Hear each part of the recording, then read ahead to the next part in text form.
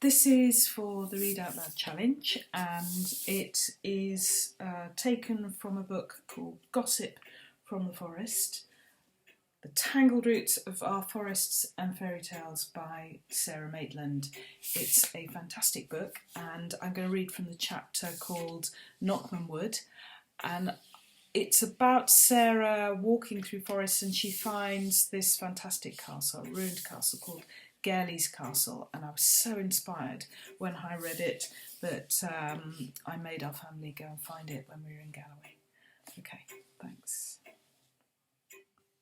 And here on this level space, the trees crowding around it, edging closer, hiding it protectively from view and disturbance, and at the same time slowly and inexorably destroying it, is Sleeping Beauty's castle. It is ruined now, but you can see that it was once a tower house, the defensive square keep of medieval Scotland. One corner is still standing nearly as high as the trees around it, and it is possible to pick out the plan of 2 ground floor rooms, the base of a turnpike stairway, window lintels and a keyhole gun loop.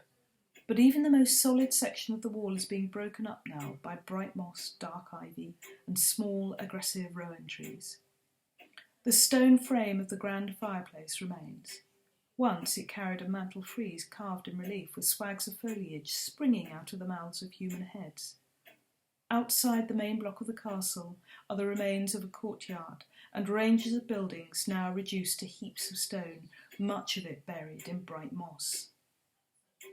It is very silent in the winter woods. Although it is still early afternoon, there is already a sense that the light is dimming and the cold waiting to pounce. It is beautiful and very sombre. It is hard to believe that the wood, or its enchanted princess, will ever wake up. There is something haunting about ruins in woods. They often feel to me as though they come straight out of fairy stories. Castles like this, and little cottages with their gable-end walls still intact, despite the trees pushing up against and into them, are reasonably common and fit easily into the stories, but something takes root deeper in the imagination, because often the buildings cannot have any association with the tales, except the simple fact that they are in the woods.